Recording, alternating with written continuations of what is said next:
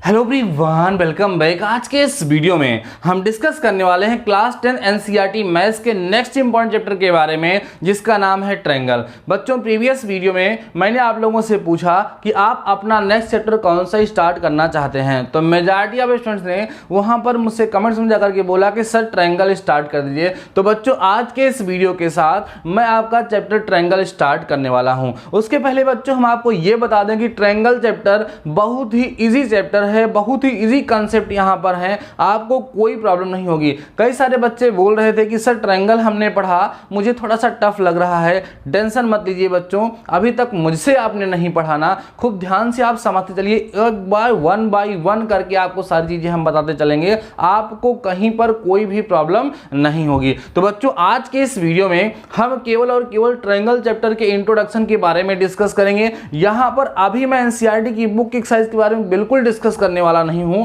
वो हम लोग नेक्स्ट वीडियो से डिस्कस करेंगे। अभी बेसिक कांसेप्ट के बारे में हम डिस्कस करने वाले हैं, क्योंकि आप जानते हैं किसी भी चैप्टर को पढ़ाने से पहले मैं उसके बेसिक कांसेप्ट के बारे में डिस्कस जरूर करता हूं, क्योंकि अगर आपका बेसिक क्लियर होगा, अगर आपका कांसेप्ट क्लियर होगा बच्चों, देन आपको एक्सरसाइज को सॉल्व करने में कोई प्रॉब्लम नहीं होगी। तो आइए सबसे पहले हम एक बार रिकॉल करते हैं कि हम लोगों ने क्लास 9th में क्या पढ़ा था। बच्चों, आपको याद होगा कि क्लास 9th में भी आप ट्रायंगल नाम से ही एक चैप्टर पढ़े थे, जिसका नाम ट्रायंगल ही था।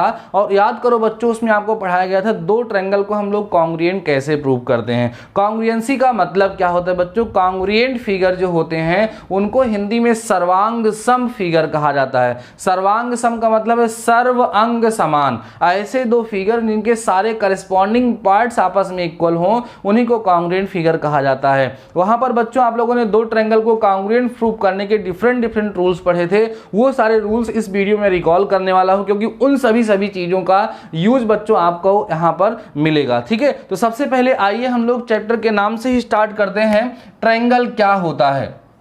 ध्यान सुनना बच्चों, मैंने पहले ही आपको बता दिया है कि आपको इस वीडियो में केवल और केवल इंट्रोडक्शन मिलने वाला है, जो आपके लिए बहुत ज्यादा यूजफुल होगा। अभी मैं एक्सरसाइज में इंटर करने वाला नहीं हूं।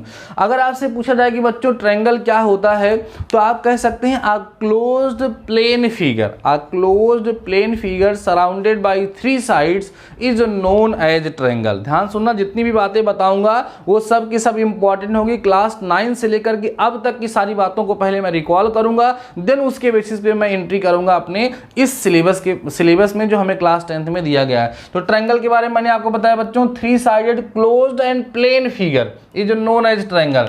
ट्रायंगल कैसे बनता है? जनरली हम लोग ट्रायंगल इस तरीके से बच्चों बना लेते हैं। ठीक है, ट्रायंगल में दो मुख्य चीजें होती हैं। कौन कौन सी? ट्रायंगल में एंगल होता है बच्चों, और एंगल के साथ साथ उसकी क्या होती हैं? साइड्स होती हैं ना। और इसमें कितने एंगल्स होते हैं? 3 एंगल्स होते हैं। और साथ ही साथ कितनी साइड्स होती हैं बच्चों? 3 साइड्स होती हैं। बेसिक चीजें हैं जो आपको पता होनी चाहिए।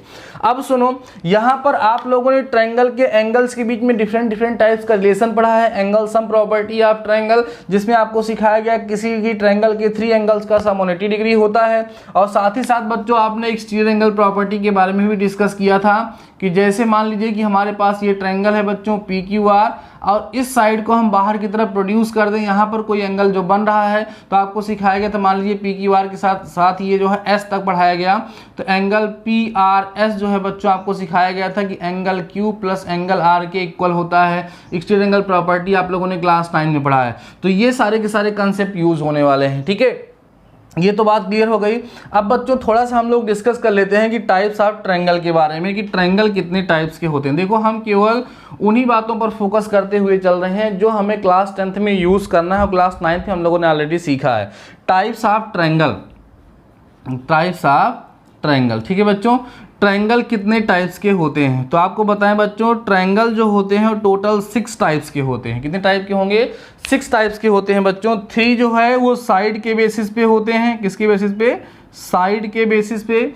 और 3 जो होते हैं बच्चों वो होते हैं एंगल के बेसिस पे। ध्यान देना, आपको पहले ही मैंने बताया कि जो ट्रायंगल होगा उसमें 2 ही चीजें होती हैं, एक उसका एंगल और दूसरी उसकी साइड। तो ट्रायंगल का जो टाइप है उसके साइड और एंगल के बेसिस पे ही डिफाइन किया जाता है। सुनिएगा, साइड के बेसिस पे अगर हम लोग बोले बच्चों, सबसे पहला जो होता है वो होता है इक्विलेटरल ट्रायंगल। मतलब ऐसा ट्रायंगल जिसकी 3 साइड्स आपस में इक्वल होती हैं उनको इक्विलेटरल बोलते हैं। अगला होता है बच्चों आइसोसेलेस ट्रायंगल, ऐसा ट्रायंगल जिसकी कोई 2 साइड आपस में इक्वल हो उसको आइसोसेलेस बोलते हैं।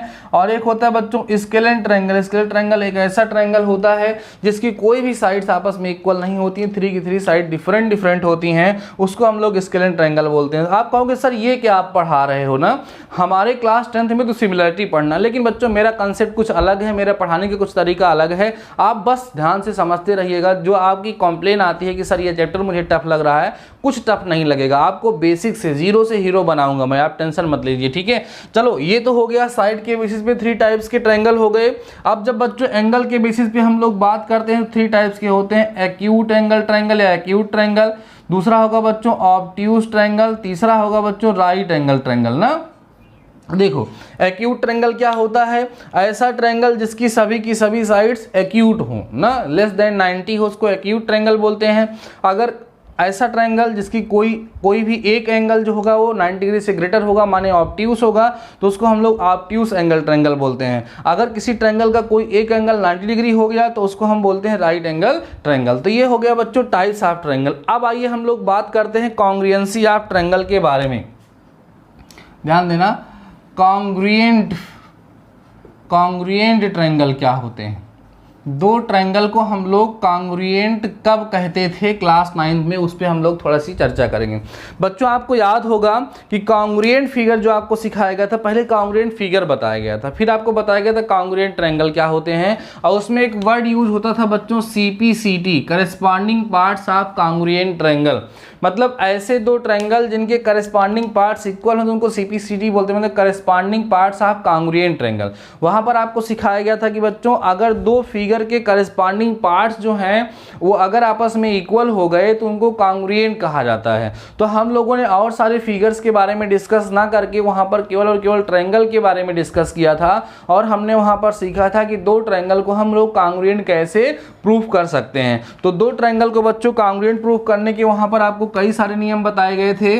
नंबर पहला आपने सीखा था SSS रूल, दूसरा पढ़ा था बच्चों SAS रूल, तीसरा आप लोगों ने पढ़ा था ASA रूल, चौथा आपने पढ़ा था बच्चों AAS रूल, पांचवा आपने पढ़ा था RHS रूल। सब का यूज होगा, इसलिए मैं सारी की सारी बातें रिकॉल कर दे रहा हूं। बच्चों आपको बताया गया था कि अगर हमारे पास 2 ट्रायंगल गिवन हो और उनकी करस्पॉन्डिंग साइड्स इक्वल हो, देन उस केस में हम ये कह सकते हैं कि दोनों ट्रायंगल क्या हैं, कॉन्ग्रुएंट हैं। और अगर 2 ट्रायंगल कॉन्ग्रुएंट हो गए तो उनके करस्पॉन्डिंग पार्ट्स हमेशा इक्वल हो जाते हैं। करस्पॉन्डिंग पार्ट्स का मतलब कि जो एक करस्पॉन्डिंग पार्ट का मतलब समझ लो बच्चों, देखो जैसे हमारे पास एक ट्रायंगल है ABC, ठीक है, और दूसरा ट्रायंगल मान लो बच्चों हमारे पास दिया हुआ है PQR।